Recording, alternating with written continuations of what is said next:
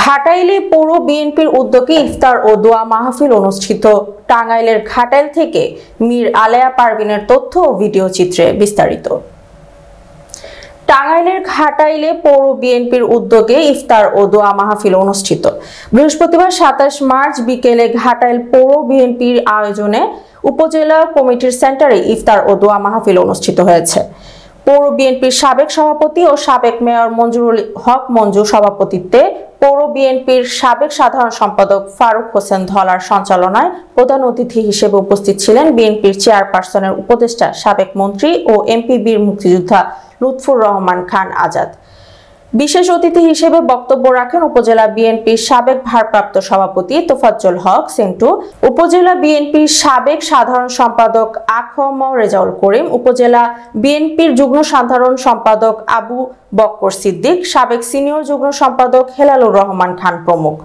অন্যান্যদের মধ্যে উপস্থিত ছিলেন সরকারি জিবিজি বিশ্ববিদ্যালয় কলেজের সাবেক জিএস সাইফুল ইসলাম লাল মিয়া, উপজেলা বিএনপির সাবেক যুব বিষয়ক সম্পাদক কামারুজ্জামান ভূঁইয়া জামাল, পৌর যুব দলের সাবেক সভাপতি ও ঘাটাইল ব্যবসায়ী সমিতির নবনির্বাচিত সাধারণ সম্পাদক শহীদুল ইসলাম শহীদ, উপজেলা ছাত্র দলের সাবেক সভাপতি মোস্তাক আহমেদ সাগর, উপজেলা ছাত্র দলের সাবেক সাধারণ সম্পাদক মোহাম্মদ আফজাল হোসেন, উপজেলা ছাত্র দলের সাবেক সভাপতি হাসানুজ্জামান তরুণ, পৌর ছাত্র দলের সাবেক সভাপতি মুরাদ হোসেন রুবেল সহ উপজেলা বিএনপি, পৌর বিএনপি, যুব দলের ছাত্র দল, শ্রমিক দল, অঙ্গ ও সহযোগী সংগঠনের তৃণমূলের নেতাকর্মীবৃন্দ। স্বৈরাচারী ফ্যাসিস্ট হাসিনা তার কি অবস্থা করেছে, তাকে অর্ধপঙ্গু বানিয়ে দিয়েছিল। সেই অবস্থা থেকে তিনি এখনও চিকিৎসাধীন অবস্থায় লন্ডন নামের শহরে তিনি চিকিৎসারত অবস্থায় আছেন। তার জন্য আমরা মন খুলে দোয়া করব, আত্মা ভরে দোয়া করব, যাতে করে তিনি পুরোপুরি সুস্থ হয়ে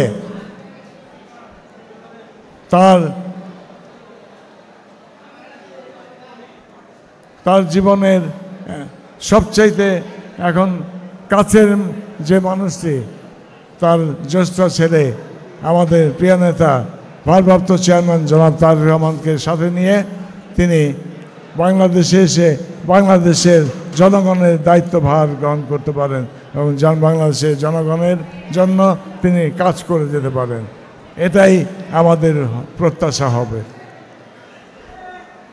এবং আজকে শুধু এটাই বলতে চাই যে আমি একটা জিনিস বারবার বলি যে আমাদের দলের কাছ থেকে, আমাদের দলের নেতাকর্মীদের কাছ থেকে কোনো রকম কিন্তু এই যে ঝুট ঝামেলা, এই যে জনগণের উপর যে সকল কাজকর্ম আমরা করে থাকি, যেমন চাঁদাবাজি, এইটা ওইটা, দখল মখল, তাই না, এই কি বলে এটাকে পাহাড় কাটা, অমুক কাটা, মাটি কাটা, এগুলো একেবারে আমাদের কাছ থেকে এটা কিন্তু কেউ আশা করে না। কাজেই জনগণের জন্য কাজ করতে হবে, জনগণের জন্য নিজেকে বিলিয়ে দিতে হবে, জনগণের জন্য নিজেকে উৎসর্গ করতে হবে। এটার নামই হলো রাজনীতি। আর যদি আমরা মনে করি যে আমরা টুপাইস কামানোর জন্য রাজনীতি করি, তাহলে আমি বলি থুতুমরেই সেই রাজনীতিকে, যে রাজনীতি যারা করতে আসে। এখানে ব্যবসা বাণিজ্য নয়, এটা কোনো ব্যবসা বাণিজ্য নয়, এটা দেওয়ার জন্য। এবং সেই জন্য বলি যে সকলে আমার দলের নেতাকর্মীরা যারা আছেন, দয়া করে আপনারা সাবধানভাবে চলাফেরা করবেন, জনগণের সাথে মিশে যাবেন, জনগণের জন্য কাজ করবেন।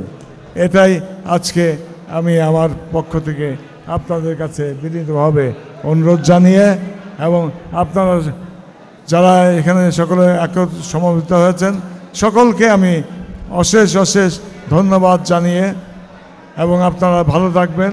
আগামী দিন সুন্দর হবে আপনাদের জন্য, দেশ নিরাপদ হবে, দেশে শান্তি বিরাজ করবে, মানুষ খেতে পারবে, ভালোভাবে চলাফেরা করতে পারবে, শান্তিতে সকল কিছু পরিচালিত হবে, এইটুকু আশাবাদ আল্লাহর কাছে আমি কামনা করে আমি আমার বক্তব্য শেষ করছি। আল্লাহ হাফেজ। বাংলাদেশ জিন্দাবাদ। বেগম খালেদা জিয়া জিন্দাবাদ। শহীদ জিয়া অমর হোক। আমাদের ভারপ্রাপ্ত চেয়ারম্যান আগামী দিনের রাষ্ট্রনায়ক জনাব তারেক রহমান জিন্দাবাদ। ঘাটাইলবাসী জিন্দাবাদ। আসসালামু আলাইকুম।